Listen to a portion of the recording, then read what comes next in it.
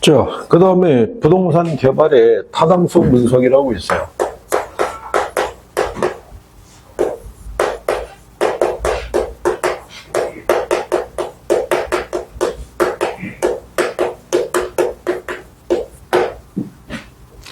그래서 제일 먼저 나오는 게 지역경제 분석이고, 그 다음에 시장 분석, 그 다음에 시장성 분석, 그 다음에 재무적 타당성 분석, 그 다음에 투자 분석. 이렇게 크게 5개의 단계로 나눌 수 있는데, 요 중에 요거 3가지가 시장 분석이에요.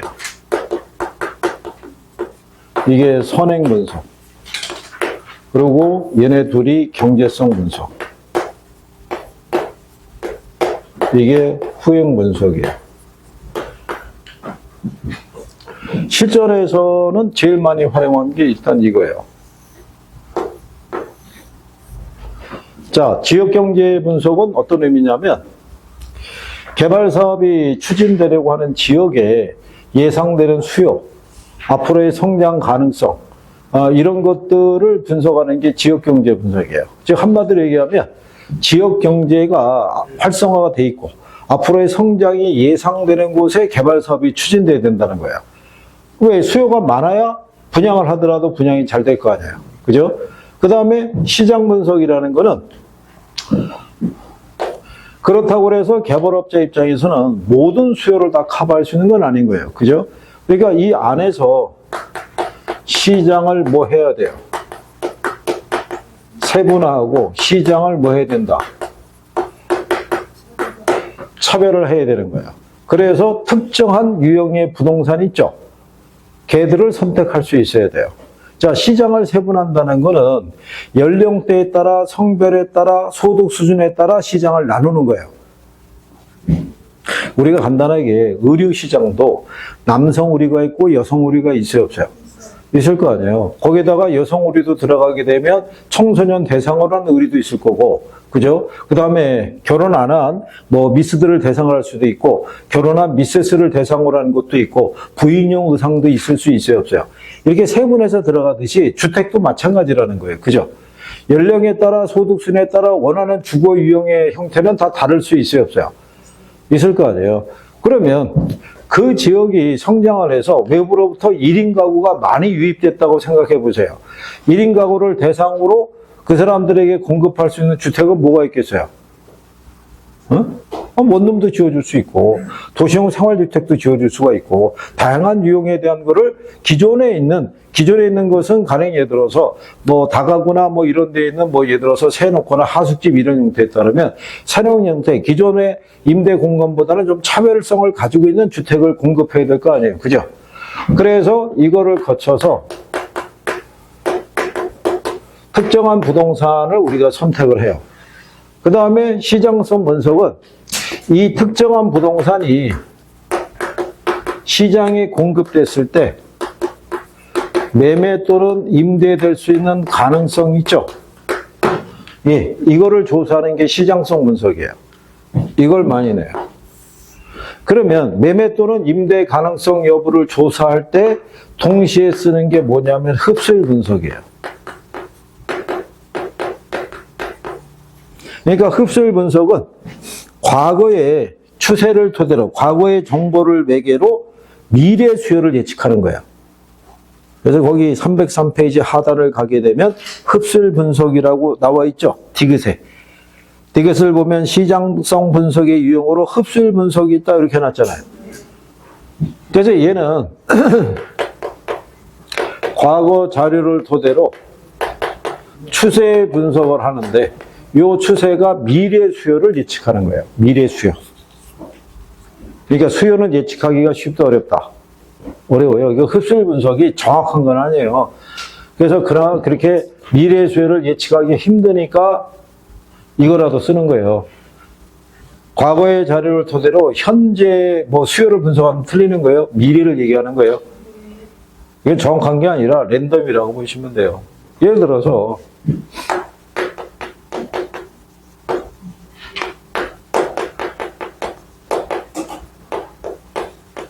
중대형 주상복합이 25년에 예를 들어서 분당하고 일산 신도시잖아요. 이게 공급이 됐어요. 얘네는 조사해봤더니 흡수율이 한 85%, 얘네는 60% 수준이에요. 흡수율이 높다는 얘기는 수요가 많다는 얘기죠. 그렇잖아요. 그런데 이게 60%라는 얘기는 평균치라는 얘기예요. 예를 들어서 A라는 애는 한 65% 분양을 했고 B는 50% 분양을 했는데 C는 거의 한 90% 이렇게 분양할 수도 있어요, 없어요? 이건 무시당하는 거예요. 평균치를 갖고 따지는 거예요. 그리고 얘네가 85%니까 수요가 많다고 그래가지고 여기에다가 만약에 개발 사업을 추진하죠. 그럼 오히려 미분양이 발생할 수도 있는 거예요. 우리나라에서 중대형을 소비할 수 있는 계층은 두텁지를 못해요.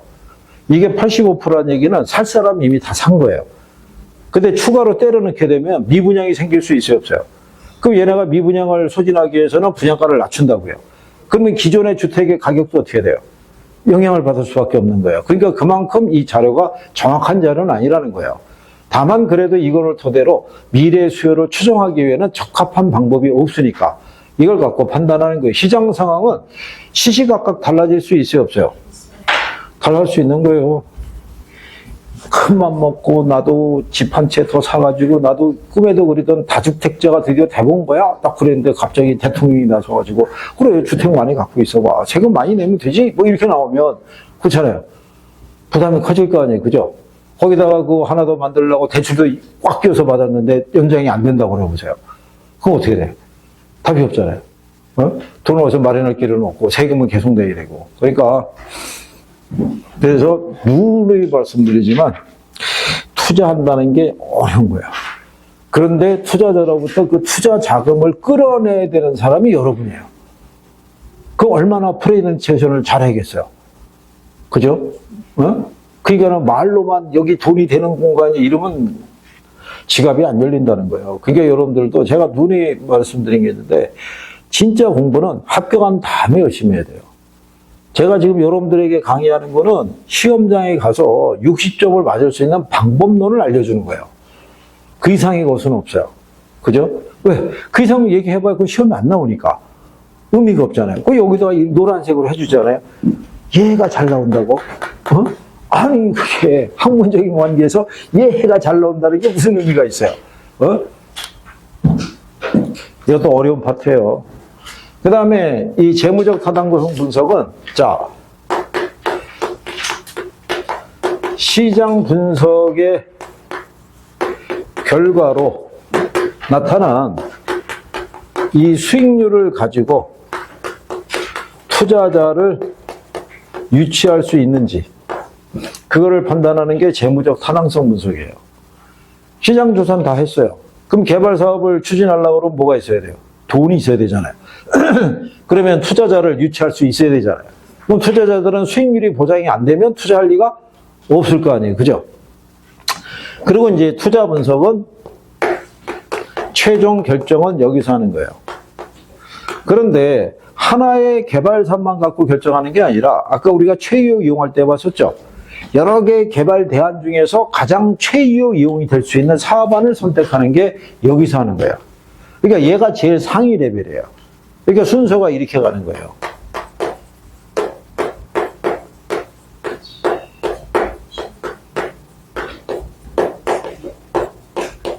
이렇게.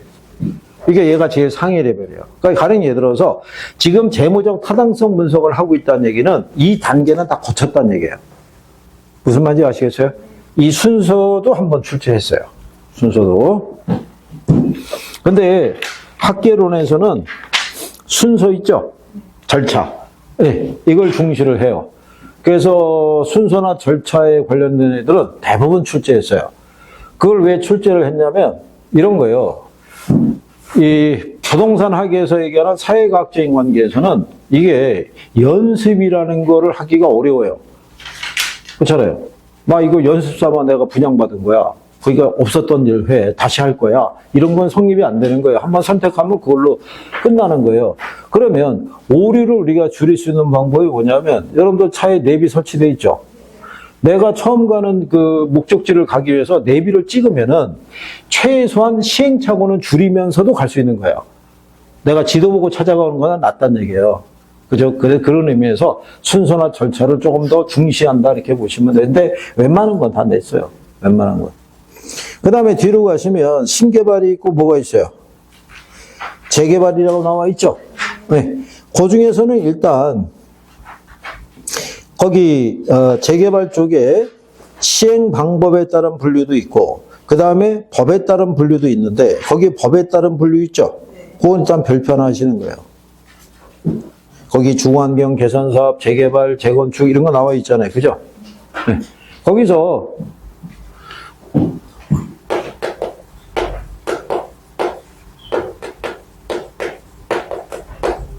재건축이 있고 재개발이 있잖아요. 예, 재개발은 정비 기반 시설이 어떻게 돼요?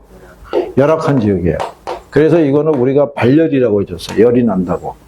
근데 재건축은 정비 기반 시설은 어떻게 돼요? 양호하잖아요. 주로 공동주택이니까 아파트 지구 있죠? 걔네에서 이루어지는 게 재건축 사업이에요. 강남에서 이루어지는 게 주로 재건축 사업이란 말이에요. 근데 이쪽에 왜 성남이나 이쪽에 가게 되면 재개발 사업 추진된다는 것 있죠? 그 낙후된 오래된 주거지역이란 말이에요. 상업적인 기능과 공업적인 기능이 다 낙후되어 있는 거. 그런 데서 하는 건 재개발 사업이라고 그래요. 그래서 시험에 한 번씩 나왔었고. 그 다음에 개발 방식의 유형을 가게 되면 단순 개발이 있고 환지, 매수 방식이 있는데 나중에 여러분들은 환지하고 매수 방식 있죠? 네, 요거 두 가지는 알아야 돼요. 그런데 거기 단순 개발 방식 있죠?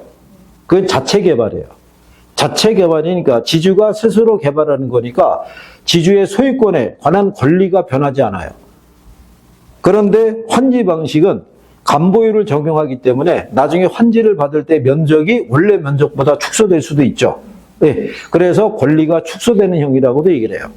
그런데 매수 방식은 소유권을 공적인 주체가 사들이잖아요. 그러니까 권리가 소멸되는 형이라고 얘기를 해요.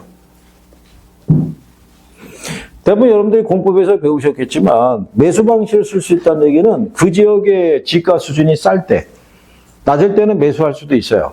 하지만 그 지역 안에서 비싼 데도 있고 싼 데도 있을 수 있어요, 없어요? 근데 환지 방식 쓸 수도 있고 그렇다는 얘기예요. 그래서 공법에서 도시개발법에서 배우시죠? 네? 기억나죠? 네. 그래요. 지금은 안 물어보지만 이제는 충분히 알만하면 이제 3월달이 되면 물어볼 거예요. 3월달이 되면 다 걸리는 거 이제 다 물어볼 수 있는 거 이제 최천영 몇 월달부터 나왔지? 1월달 되지 않았어? 네. 1월달? 그럼 3월이면 이제 다 걸리는 거야 이제 다 물어볼 수 있는 거야 이제. 여러분들에게 불행인지 모르겠지만 이 마이크가 선이 없어요.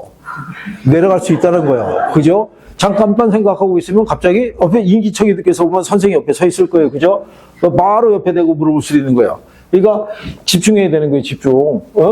선생님 그렇게 하는 이유는 딱 하나밖에 없는 거예요. 합격해서 제발 이 바닥을 떠나라고. 좀 맨날 선생님이 시험장 여러분들이 들어가고 난 다음에 조금 더 강하게 압박을 할 걸. 조금 더 강하게 가르쳐 줄 걸. 뭐 이런 생각을 많이 해요. 이런 생각을. 후회한다고요. 그죠? 올해는 그런 후회를 피하기 위해서. 그래서 택지 개발에 가면 그 공영 개발이라고 또 나와 있죠. 그런데 옆에 309페이지에 가면 하단 박스에 환지 방식과 수용 방식의 비교 나와 있죠. 그걸 다 별표하는 거예요. 그거를 가지고 오지선다를 가지고 물어볼 수가 있어요. 그죠? 참고로 우리가 용어 보면 알 수 있잖아요. 자, 여기는 공용개발 매수 방식이잖아요. 입주민의 재정 찾기 쉬워요, 어려워요? 어렵잖아요. 땅을 다 팔고 판 상태니까 딴 데로 갈 수밖에 없는 구조잖아요. 근데 환지는 뭐예요? 내 땅을 다시 돌려받는 거 아니에요. 거기 다시 재정착을 해야 될 거 아니에요. 그죠? 그러니까 그거를 가지고 생각을 해봐야 되는 거예요. 단어가 하나가 나오면 이거를 풀어서 문장으로 준단 말이에요. 그거를 가지고 내가 맞다 틀리다를 봐야 될 거 아니에요. 그죠? 그 생각해 보세요. 개발이익 환수 있죠? 공적 주체 입장에서는 매수 방식과 환주 방식이 있으면 개발이익은 어느 게 환수가 용이해요? 매수가 용이할 거 아니에요. 사들였으니까. 그렇죠? 그러니까 여러분들이 조금만 신경 써서 단어에 대한 의미만 생각을 해도 외우지 않아도 나오면 내가 구분할 수 있어요. 외우려고 그러면 시간 많이 걸려요, 이거. 어? 그 다음에 그 밑에 가면 민간 개발이라고 돼 있죠? 박스 밑에. 별표 하나 하는 거예요.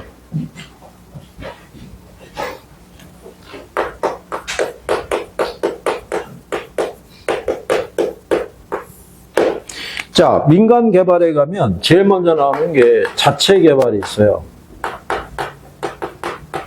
이게 뭐냐면 지주 자력 개발이에요. 그러면 여기에 사업 주체는 누가 되냐면 지주, 토지 소유자 있죠?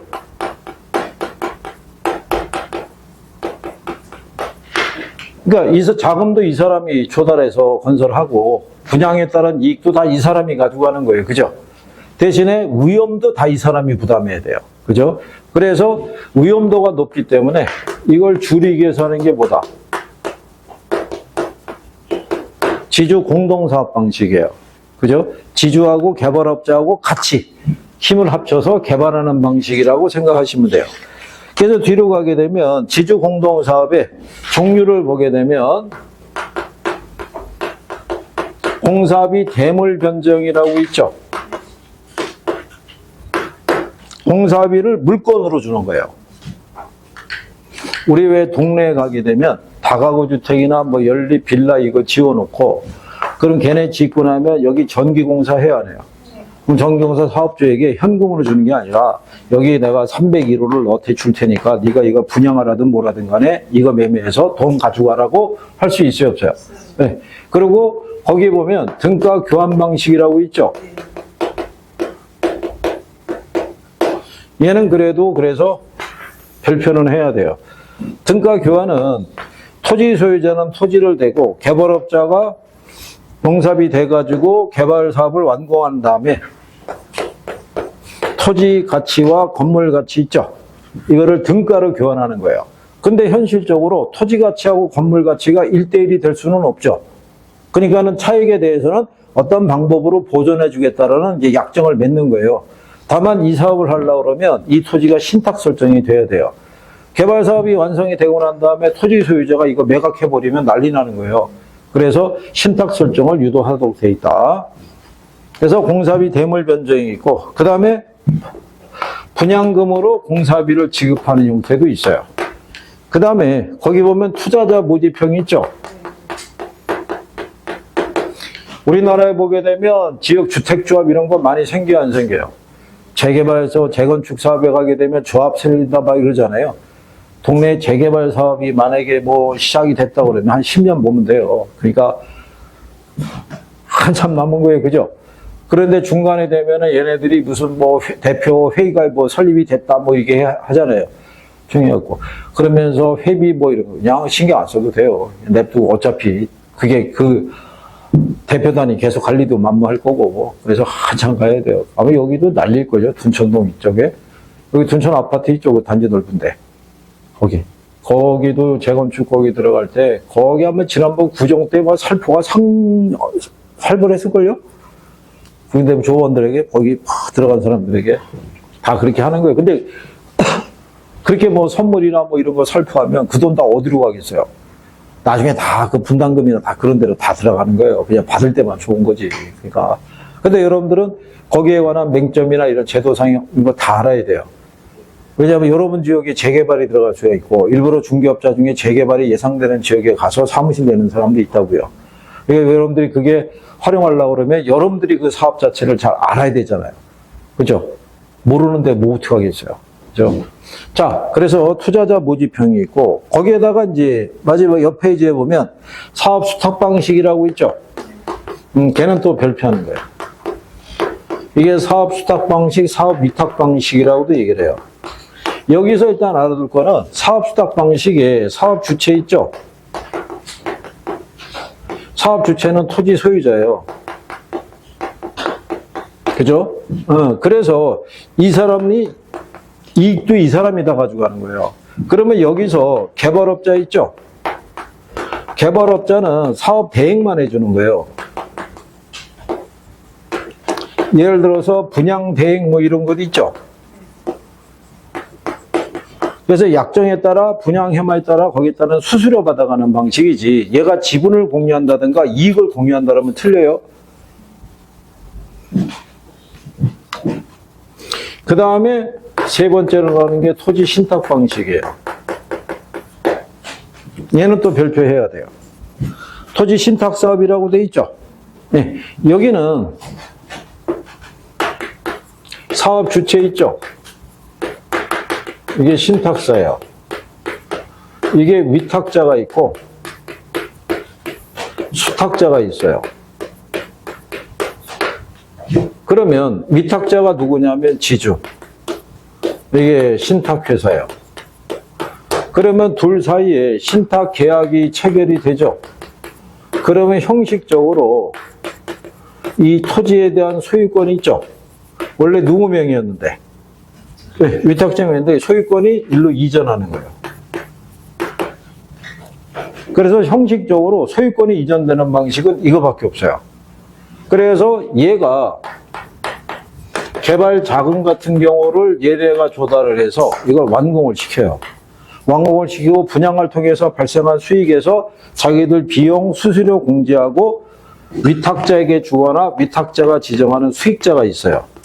위탁자가 수익자가 같을 수도 있고 다를 수도 있어요. 거기다가 교부하는 그런 방식이라고 생각하시면 돼요. 근데 이 방식은 리스크가 커요. 왜 리스크가 크냐면 예정만큼 분양이 안 되면 어떻게 돼요? 망하는 거예요. 둘 다. 그죠? 자금 회수가 안 될 거 아니에요. 그죠? 그래서 얘보다 조금 더 발전한 게 리츠예요. 리츠는 투자자가 투자한 자금을 뭐를 통해서 다시 회수할 수 있어요. 리츠는 주식에 투자했잖아요. 그러니까 주식을 판매하면 내가 들어간 자금을 다시 회수가 가능해요. 여기는 그게 안 된다고요. 잠기는 거예요, 그냥. 그래서 안 되면 부도나는 거예요. 그죠? 그 다음에 컨소시엄 구성 방식이 있어요.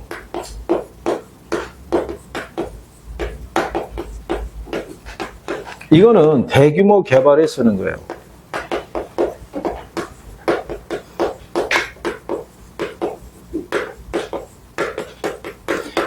자, 아까 우리가 그 PF 설명하면서 GTX 제일 공사 구간을 사업을 맡았다고 그랬는데 그 사업비가 어마어마하잖아요. 그거를 건설사 혼자서 부담할 수는 없어요. 그러면 걔랑 관련 있는 기업들이 있어요, 없어요? 걔는 아주 조인해서 들어가는 거예요, 조인해서.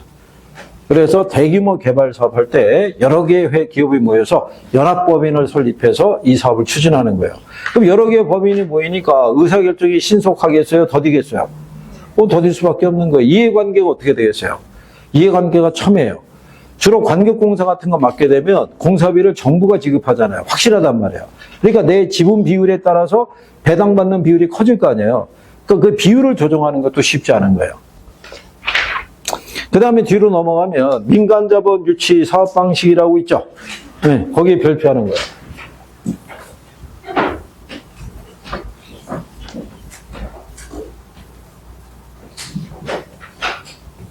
자, 여러분들이 민자 고속도로 이런 얘기 많이 들어봤죠? 그런 거 배우는 거예요.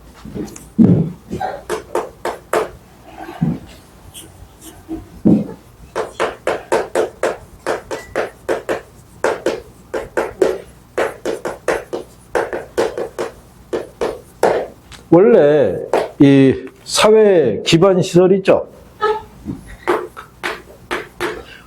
그죠? 네. 우리가 이 사회 간접 자본시설은 주로 누가 공급했냐면 정부가 공급한 거예요. 그런데 이제는 정부의 예산만 가지고는 이 시설을 적시에 공급하기가 쉽지가 않은 거예요. 근데 민간 기업들은 유의자금이 있어요, 없어요? 있어요. 돈을 현금을 쌓아놓고 있다고 유동성을 확보하고 있는 거예요. 언제 어느 때 이 실탄을 써야 될지 모르니까. 근데 걔네는 그 자금을 운영을 해봐야 수익은 크지 않을 거 아니에요. 그거를 끌어내서 우리 사회에 필요한 시설을 갖다가 적시에 공급할 때 그 자금을 활용하는 방법도 있는 거예요. 이게. 그래서 여기에 들어가는 것 중에서 B가 있어요. B는 뭐겠어요? 빌드예요. 즉 민간이 시설을 준공하는 거예요. 그죠? 그래서 그러고 난 다음에 트랜스퍼라고 그래요. 시설의 소유권을 국가 등에 이전해 주는 거예요. 그리고 그 대가로 민간이 시설에 대한 관리 운영권이 있죠. 네, 이거를 획득하는 그런 방식이에요. 그래서 약어를 따면은 BTO라고 그래요. 그러면 여기에 들어가는 요 시설이 있죠.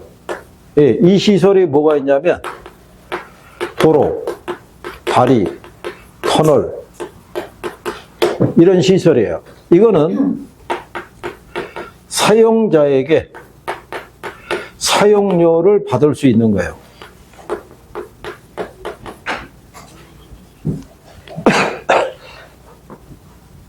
그래서 이 민자 도로가 사용료가 비싸요. 왜? 여기 얘네가 이 관리 운영권을 갖는데 이게 통상 한 20년, 30년 이렇단 말이에요. 그 기간 안에 투자한 돈을 다 회수해야 돼요. 그러니까 사용료가 비쌀 수밖에 없어요. 그래서 사용료 비싼 거 대표적인 애가 인천국제공항 하는 도로. 그게 사용료가 비싼 거예요. 그 애들도 이 방식으로 한 거니까. 그죠? 그 다음에 천안 논산 가는 도로 있죠? 고속도로. 가보시면 그것도 이 방식으로 한 거예요. 그것도. 그래서 톨비가 생각보다 좀 비쌀 수 있다 이런 얘기예요. 그죠? 얘랑 반대가 되는 거는 이렇게 되면 반대예요. 이렇게. 그러면 민간이 시설을 건설했어요. 근데 자기가 운영을 해서 수익을 들어간 비용을 다 회수한 다음에 소유권 이전해 주는 거예요. 이거는 외국에 가서 할 때 우리나라 기업이 우리나라 정부나 지자체하고 계약을 체결한 거는 유효할 거 아니에요. 우리나라 국내 기업인데. 근데 외국 기업에서는 정권이 바뀌면 어떻게 돼요? 그거는 못 찾는 거예요. 이번에 저기 중동 지역에 지금 전쟁이 난이 많이 막 그렇잖아요. 그런데 그 전쟁이 예상되는 지역에도 우리나라 기업이 진출했는 경우가 있을 거 아니에요. 그래서 어쩌고저쩌고 사건을 따라서 고속도로 깔아주기로 하고 다 깔아줬고 그 다음에 이제 우리가 무슨 방식으로 소유권을 넘겨주고 이제 운영을 해서 돈 좀 벌어 이제 회수하면 된다 그래서 한 3년 됐는데 텅 터져봐요. 정권이 바뀌었어. 이전 정부에서 맺은 계약은 무효. 이러면 그냥 빈손으로 나와야 되는 거예요. 그래서 이렇게도 운영할 수 있어요. 그 다음에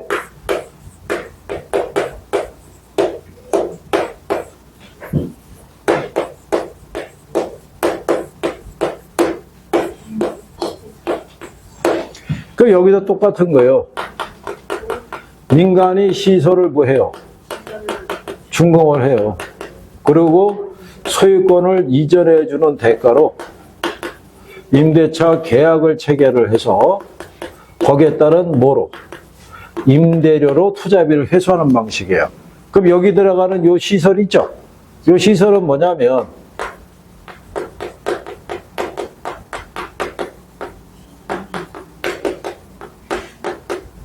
이런 거예요. 즉 사용자에게 사용료를 받을 수가 없어요. 군인 아파트나 도서관이나 학교 있죠. 왜 뭐 친환경 뭐 생태 친화적인 뭐 초등학교를 뭐 이번에 공급을 해야겠는데 예산이 없잖아요. 그 민간 자본을 가지고 만드는 거예요. 그런데 초등학생이나 우리나라 의무교육이잖아요. 그러니까 사용료 받을 수가 없잖아요. 그러니까는 민간업자는 짓고 정부 등에다가 소유권을 넘겨주는 대가로 그 시설물에 대한 운영 관리권을 갖고 있어요. 그래서 그 시설물에 대해서 정부하고 임대차 계약을 체결하는 거예요. 그러면 정부 등이 그 시설에 대한 매월에 따른 뭐를 주겠어요? 임대료를 지급하는 거예요. 그러면 두 방식 중에 어느 게 수익률이 보장이 되겠어요? 얘가 보장이 되는 거죠. 얘는 임대료가 정해져 있으니까. 저거는 사용자에 따라 수익의 크기가 달라질 수 있어요, 없어요? 있을 거 아니에요. 그래서 몇 번 연습하시면 돼요. 오늘인가요? 내일인가? 오늘 없나? 없구나. 다음 주에 또 여기 영문으로 쫙 지문돼 있으니까, 그거 받아가면 돼요. 그죠? 그래서, 그리고 얘네 바꾼 게, 요거 바꾼 거예요. BLT라고. 외국에서 똑같이 먼저 뭐를 주고 임대차 계약을 통해서 투자비 회수한 다음에 소유권을 이전해 주는 방식이라고 보시면 돼요. 그 다음에 마지막으로 나오는 게 이거예요. 민간이 소유권과 운영권을 다 가지고 운영하는 방식이에요. 우리나라에서는 복합 화물 터미널 같은 거를 공급할 때 이런 방식으로 해요. 민간 사업자가. 정부로부터 자금 지원은 없겠죠. 대신에 이 시설에 대해서 부동산 가치가 상승하면 이익은 다 민간업자 가져가는 방식이에요. 이게 답으로도 한번 나왔어요. 이거 말고도 여러 개의 방식이 있다 없다? 있어요. 그래서 상황에 따라서 추가로 해드리든가. 그 다음에 이제 뒤로 넘어가시면 관리론하고 마케팅이 있어요.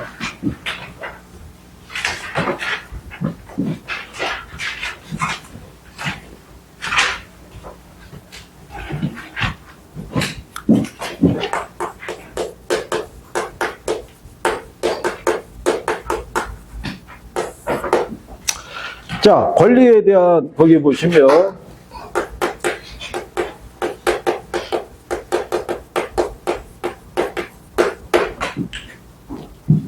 의 및 의하고 이제 필요성이라고 되어 있는데 거기 관리의 의를 보면 유지, 보존하고 성질을 변화시키지 않는 범위 내에서 경제상의 유용성을 증대시키기 위해서 이용하고 개량하는 활동이다. 뭐 이렇게 돼 있어요. 그리고 처분에 대응하는 개념이다. 뭐 이렇게 나와 있죠.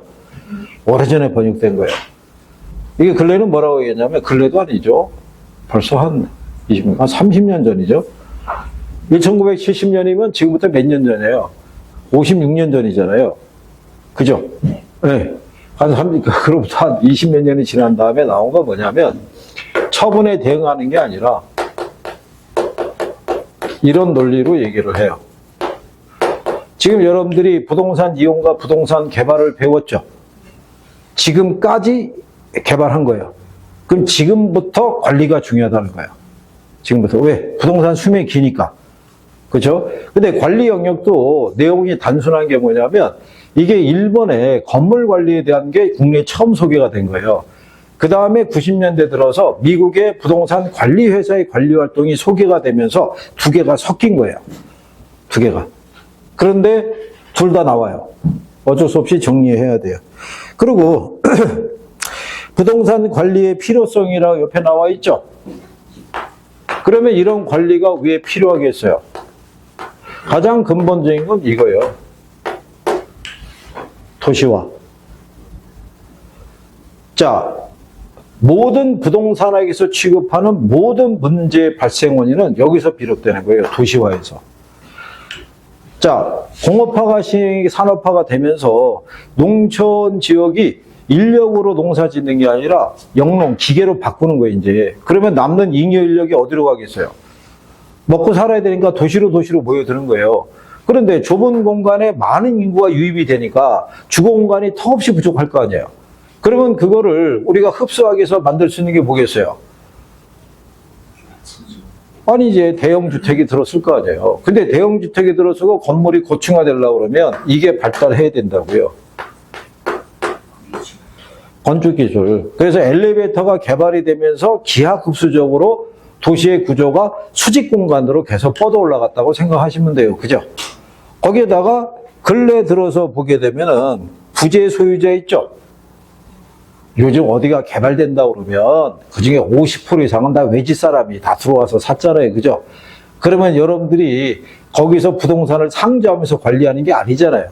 그러니까 대신 누군가는 관리를 해줘야 될 거 아니에요. 그죠? 네, 그래서 이제 관리형이 커진 거고, 지금 관리에 관한 시장 규모가 되게 커요. 그래서 대기업들도 우회적으로는 진출해 있는 거예요. 그게. 여러분, 저기 용인에 있는 그 무슨 랜드 있죠? 거기도 관리 아마 그게 있을 거예요.